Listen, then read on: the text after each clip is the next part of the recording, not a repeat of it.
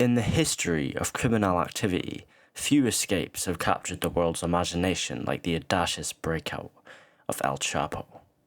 Once rising up and becoming the world's most notorious drug lord, El Chapo was incarcerated in the highest security prison surrounded by impenetrable walls, guarded by the best soldiers possible. But as they say, where there's a will, there's a way.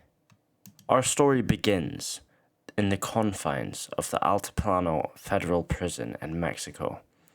El Chapo's imprisonment seemed like an impenetrable fortress, a place where no man could ever escape.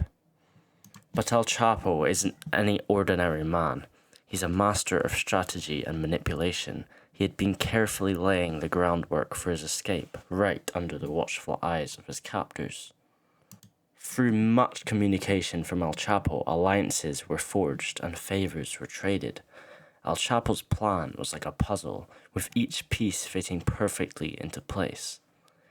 As the tension within the prison grew, the guards sensed that something was amiss, but El Chapo's plan was too intricate, too calculated to be stopped by mere suspicion from the guards.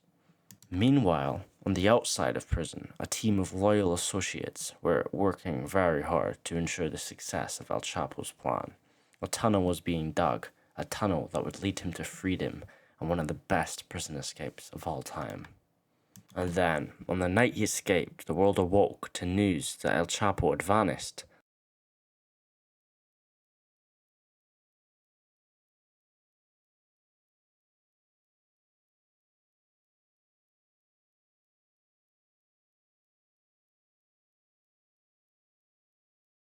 Leaving behind a cell with nothing but a massive hole in the ground.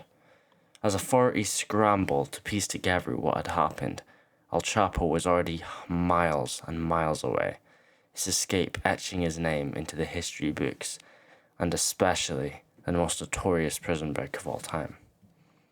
After months of working on the tunnels and inside information, the night finally came where El Chapo went to escape.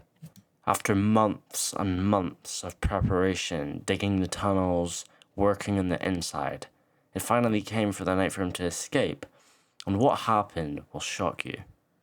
You may be wondering how the tunnels connected to the prison. Well, what they did was they connected the tunnel to his shower cell, where he had a small opening that led to a ladder allowing him to descend down into the tunnel. After the authorities investigated the tunnels, they had lighting, ventilation, and even a track for motorbikes or carts to go along. It just shows the engineering genius behind these tunnels and how much work must have been put in. So as he went along the 1.5 kilometer mile tunnel on the motorbike inside to speed up his escape, they exited at a construction site near a rural area.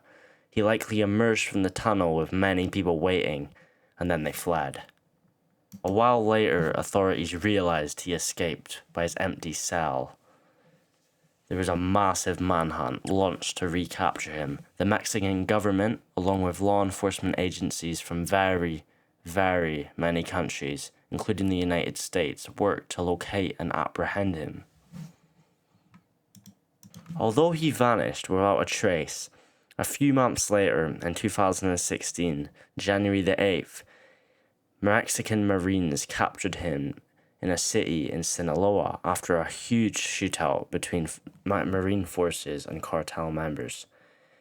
He was recaptured and he's still sitting in prison for the rest of his life. He's currently spending his time in a United States maximum security prison, also known as ADX, which is in Florida, Colorado. It is often referred to as the Supermax prison, as it's seen as impenetrable. They have an extremely high level of security and strict confinement conditions. He cannot contact other cellmates, even the guards have limited access, so it'll be very hard for him to communicate on the outside. So that being said, it's very, very unlikely for him to ever escape again, but you never know. There was news the other week that he was planning another escape, so I guess we'll find out. But thank you guys for watching. If you enjoyed, drop a sub, like, and comment any suggestions you have, and I'll see you in the next one. Thank you.